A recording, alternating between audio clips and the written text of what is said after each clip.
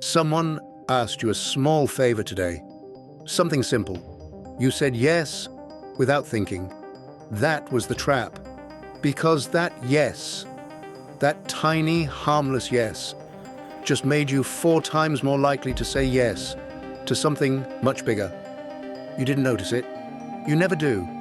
This technique has been used on you your entire life, and after this video, you'll never be able to unsee it.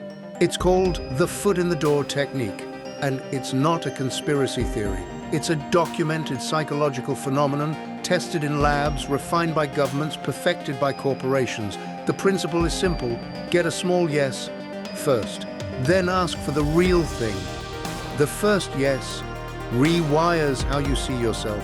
Suddenly, you're someone who helps, someone who agrees, and your brain, desperate to stay consistent with that identity, keeps saying yes, even when you don't want to. In 1966, psychologists Friedman and Fraser ran an experiment. They went door to door, asking homeowners to put a small sign in their window. Just a tiny sign that said, "Be a safe driver." Almost everyone agreed. It was harmless.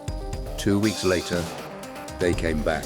This time, they asked people to put a massive, ugly billboard in their front yard. Among people who had never been asked anything before, only 17% agreed. But among those who had said yes to the small sign, 76% said yes to the billboard. One small yes, and their compliance more than quadrupled. Here's what happened inside their brains.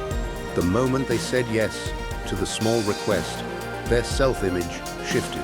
They became, in their own minds, someone who supports safe driving, someone civic-minded, someone who helps. And when the big request came, refusing it would have created cognitive dissonance, a painful contradiction between who they believed they were and what they were doing.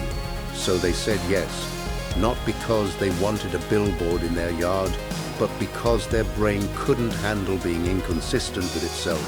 This is happening to you right now, every day, in ways you haven't noticed until this moment. That free app that asks for your email first, before showing you the premium plan. That colleague who asks you to just take a quick look at something, before asking you to take over the whole project. That website that asks, "Can we use cookies?" before collecting everything about you. That charity that sends you a free gift before asking for a donation. Every single one of these is the same move, a small yes, to build a bridge to a bigger yes. Advertisers spend billions perfecting this sequence. Political campaigns use it to shift your identity before asking for your vote. Abusive relationships are often built entirely on this escalation. Small requests growing slowly until the big ones feel normal. The technique works because it doesn't feel like manipulation. It feels like you're just being consistent, like you're just being yourself. That's what makes it so dangerous. So how do you catch it? First, pause before any small request. Ask yourself, what could this be a setup for? The first ask is rarely the real ask. Second, evaluate every request independently. Don't let past yeses pressure future yeses.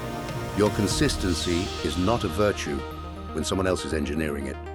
Third, notice the sequence.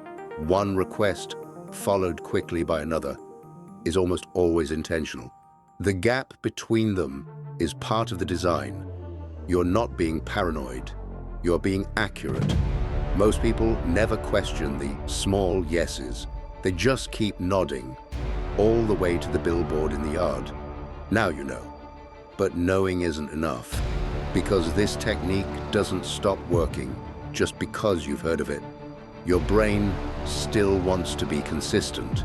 It's still vulnerable.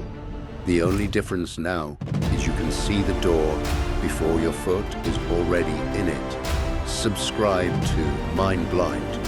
because this is just one of the techniques being used on you.